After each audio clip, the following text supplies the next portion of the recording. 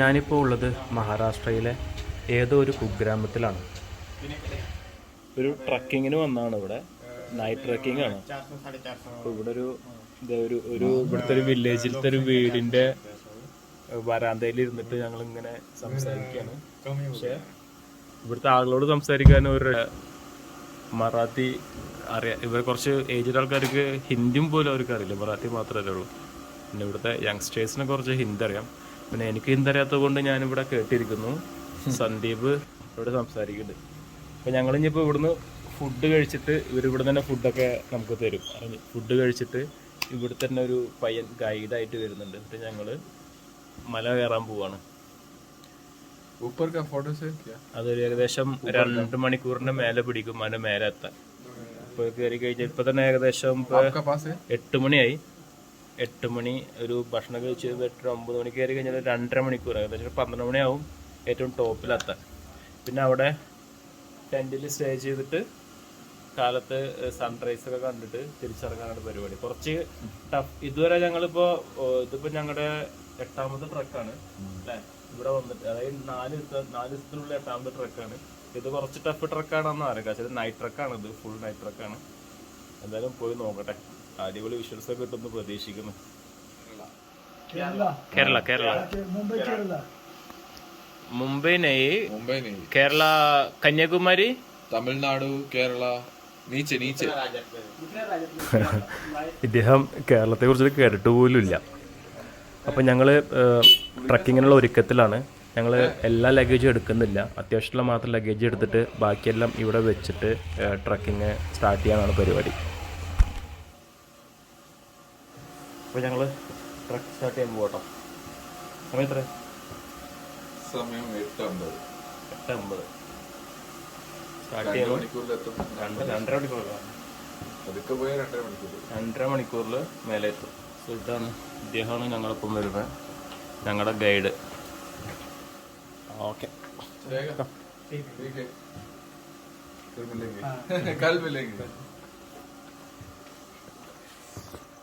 അങ്ങനെ ഞങ്ങൾ ഗൈഡിൻ്റെ പിന്നാലെ ആ ഗ്രാമത്തിലൂടെ നടക്കാൻ തുടങ്ങി. പഞ്ചെ എന്നാണ് ഈ ഗ്രാമത്തിൻ്റെ പേര്. മഹാരാഷ്ട്രയിലെ അഹമ്മദ്നഗർ ജില്ലയിലെ ഒരു വില്ലേജാണിത്. ഇവിടെ നിന്നാണ് പ്രസിദ്ധമായ ഹരിശ്ചന്ദ്രഗഡ് ട്രക്കിങ്ങിൻ്റെ സ്റ്റാർട്ടിങ്. 4 കിലോമീറ്റർ ദൂരമാണ് ഇവിടെ നിന്നും ഹരിശ്ചന്ദ്രഗഡിലോട്ട്. പക്ഷേ അത്ര എളുപ്പമല്ല ട്രക്കിംഗ്. കൂടുതൽ ദൂരവും കുത്തിനെയുള്ള കയറ്റമാണ്. നല്ല ശാരീരിക ക്ഷമത വേണം അത് കംപ്ലീറ്റ് ചെയ്യാൻ. 10 മിനിറ്റോളം ആ ഗ്രാമത്തിലൂടെ നടന്ന് ഞങ്ങൾ ട്രക്കിങ്ങിൻ്റെ സ്റ്റാർട്ടിംഗ് പോയിന്റിലെത്തി.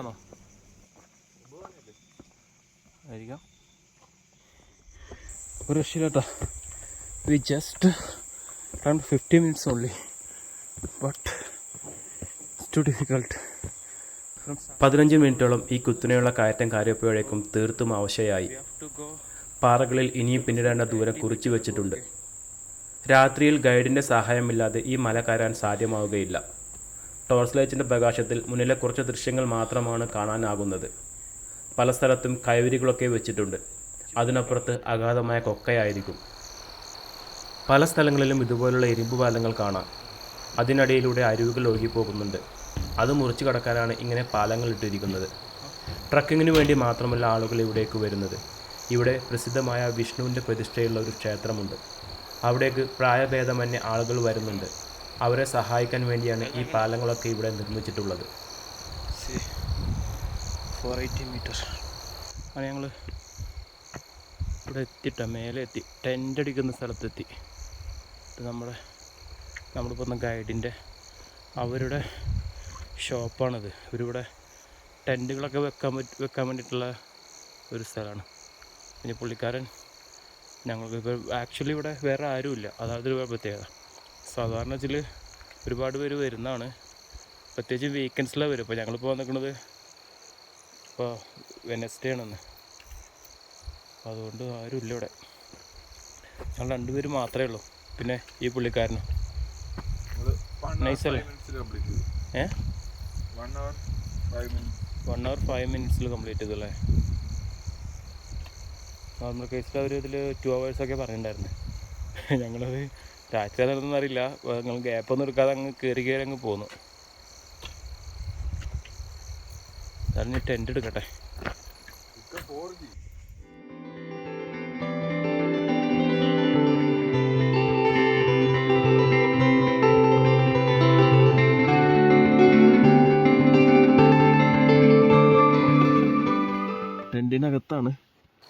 സമയം 10:30 ആയിട്ടുള്ളൂ. അപ്പോൾ നാളെ കാലത്ത് 4:30 എന്നിട്ടിട്ടാണ് ഇനിയിപ്പോൾ സൺസെറ്റ് പോയിന്റിലോട്ട് പോകാനുള്ളത്, സൺറൈസ് പോയിന്റിലോട്ട് പോകാനുള്ളത്. അത് ഏകദേശം വീണ്ടും ഒരു അരമണിക്കൂറോളം ഇവിടുന്ന് മേലേക്ക് കയറണമെന്ന്. അപ്പോൾ അതുവരെ ഇനിയിപ്പോൾ ഉറങ്ങാനുള്ള ശ്രമത്തിലാണ്. അപ്പോൾ നാളെ കാലത്ത് കാണാം. Okay, good night. Good morning. അപ്പോൾ ടൈം 4:45 ആയി. അപ്പോൾ ഞങ്ങൾ എഴുന്നേറ്റു. ഞങ്ങൾ സൺറൈസ് പോയിന്റിലോട്ട് ട്രക്കിംഗ് ചെയ്യാൻ പോവുകയാണ്.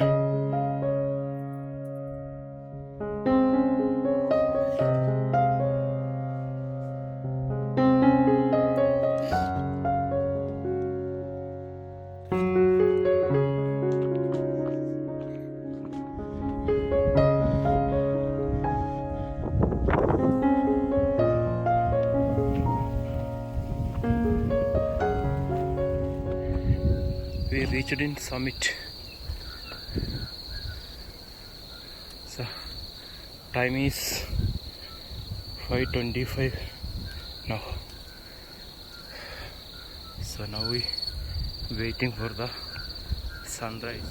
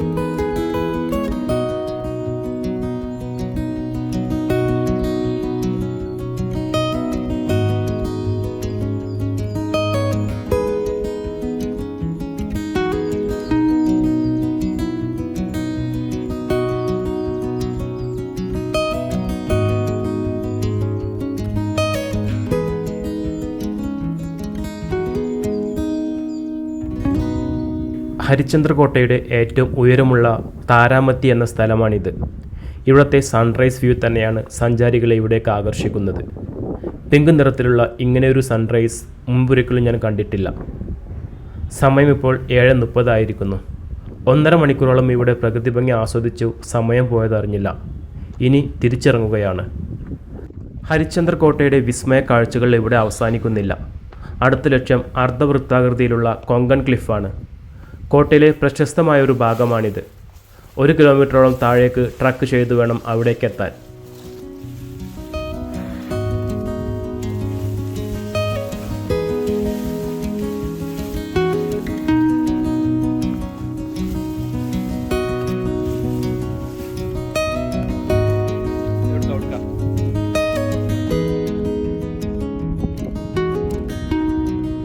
മനോഹരമായ കാഴ്ചകളാണ് ചുറ്റും. പച്ച പൊതിച്ചു നിൽക്കുന്ന ചെറുതും വലുതുമായ പർവ്വതങ്ങൾ. ഇന്നലെ രാത്രിയിൽ മല കയറുമ്പോൾ ഇത്രയും ഭംഗിയുള്ള ഒപ്പം ദുർഘടം പിടിച്ച പ്രദേശത്തു കൂടിയാണ് പോകുന്നത് എന്ന് അറിഞ്ഞിരുന്നില്ല. തിരിച്ചിറങ്ങുമ്പോഴാണ് ഇതിൻ്റെയൊക്കെ ഭംഗി കാണുന്നത്. ഇവിടെ എത്തുന്ന സഞ്ചാരികളെ ഏറെ ആകർഷിക്കുന്ന സ്ഥലമാണ് കൊങ്കൺ ക്ലിഫ്. അവിടേക്കാണ് ഞങ്ങളിപ്പോൾ പോയിക്കൊണ്ടിരിക്കുന്നത്. സമുദ്രനിരപ്പിൽ നിന്നും 4000 അടി ഉയരത്തിലാണ് ഈ ക്ലിഫ് സ്ഥിതി ചെയ്യുന്നത്. പത്തി വിടർത്തിയ സർപ്പം പോലെയാണ് ഈ ക്ലിഫിൻ്റെ രൂപം. ഇവിടെ നിന്നും ഒരു നാണയം താഴേക്കിട്ടാൽ ഈ പീക്കിൻ്റെ പ്രത്യേക തരത്തിലുള്ള ആകൃതിയും താഴെ ഭാഗത്തെ അന്തരീക്ഷത്തിൻ്റെ സമ്മർദ്ദവും കാരണം നാണയം നേരെ താഴേക്ക് പതിക്കാതെ മുകളിലോട്ട് ഉയർന്നു വരും. മഴക്കാലത്ത് ഇവിടുത്തെ മറ്റൊരു അത്ഭുത കാഴ്ചയാണ് റിവേഴ്സ് വാട്ടർഫോൾ. താഴേക്ക് പതിക്കുന്ന വെള്ളച്ചാട്ടം ഉയർന്നു പൊങ്ങി വരുന്ന കാഴ്ചയാണത്.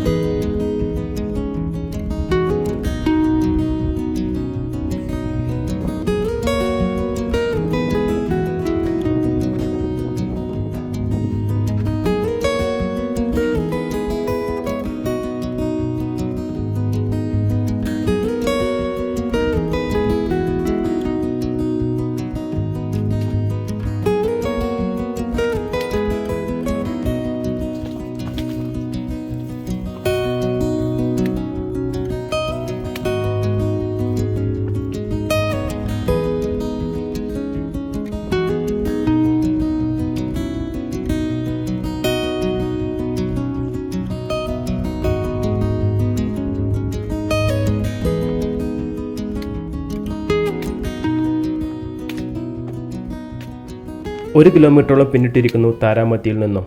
ഇനിയും 1/2 കിലോമീറ്റർ ദൂരമുണ്ട് കൊങ്കൺ കട എന്ന് വിളിക്കുന്ന കൊങ്കൺ ക്ലിഫിലോട്ട്. മഴക്കാലത്ത് വലിയൊരു വാട്ടർഫോളായി മാറുന്ന പ്രദേശത്താണ് ഇപ്പോൾ ഞങ്ങൾ എത്തിയിരിക്കുന്നത്. പാറകളിലൂടെ ഈ വെള്ളം താഴോട്ട് പതിക്കുന്ന കാഴ്ച കാണാൻ ധാരാളം സഞ്ചാരികളാണ് മഴക്കാലത്ത് ഇവിടേക്ക് വരുന്നത്. അങ്ങനെ 1.5 കിലോമീറ്റർ ട്രക്കിങ്ങിന് ശേഷം ഞങ്ങൾ കൊങ്കൺ ക്ലിഫിലെത്തി. നിരവധി സഞ്ചാരികൾ വന്ന് ക്യാമ്പ് ചെയ്യുന്ന സ്ഥലമാണിത്. താരാമത്തി പീക്കിലേക്ക് ദൂരക്കൂടുതലും അവിടെ എത്താൻ കുറച്ച് ബുദ്ധിമുട്ടുമുള്ളതിനാൽ ട്രക്കിംഗ് ചെയ്യുന്നവർ ഭൂരിഭാഗവും ഈ ഒരു പോയിന്റ് വരെയേ വരാറുള്ളൂ. ട്രക്കിങ്ങിൽ അത്രയ്ക്കും ഉത്സാഹമുള്ള ആളുകൾ മാത്രമാണ് താരാമത്തി പീക്ക് വരെ കയറിപ്പോകാറ്. ഇവിടെ ഈ കൊങ്കൺ ക്ലിഫിലെ സൂര്യോദയ കാഴ്ചയും അതിമനോഹരമാണ്. ഏകദേശം 4000 മീറ്റർ ഉയരത്തിലാണ് ഈ സ്ഥലം സ്ഥിതി ചെയ്യുന്നത്. അർദ്ധവൃത്താകൃതിയിൽ മലകളാൽ ചുറ്റപ്പെട്ട് കിടക്കുന്ന ഒരു താഴ്വര. താഴ്വരക്കുള്ളിൽ ചെറിയ മൂടൽമഞ്ഞുണ്ടാകുമ്പോൾ സൂര്യൻ താഴ്വരയ്ക്ക് അഭിമുഖമായി നിൽക്കുന്ന വ്യക്തിക്ക് പുറകിലായിരിക്കുമ്പോൾ മഴവില്ല് ചുറ്റും കാണാമത്രേ. നേരെ പുലരുമ്പോൾ ഇവിടത്തെ കാഴ്ച മേഘങ്ങളെല്ലാം ഈ കുഴിയിലേക്ക് വീണ് കിടക്കുന്ന പോലെയാണ്.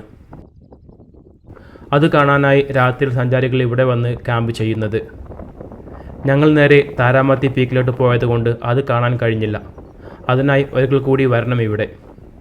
അടുത്ത പ്രാവശ്യം മൺസൂൺ സമയത്ത് വരണം. മഴക്കാലത്തെ വിസ്മയ കാഴ്ചയാണ് ഇവിടുത്തെ റിവേഴ്സ് വാട്ടർഫോൾസ്. ഈ പാറകളിലൂടെ കുത്തിയൊലിച്ചിറക്കുന്ന വെള്ളച്ചാട്ടം അതുപോലെ തന്നെ മുകളിലോട്ട് ഉയർന്നു പൊങ്ങി വരുന്ന കാഴ്ചയാണത്.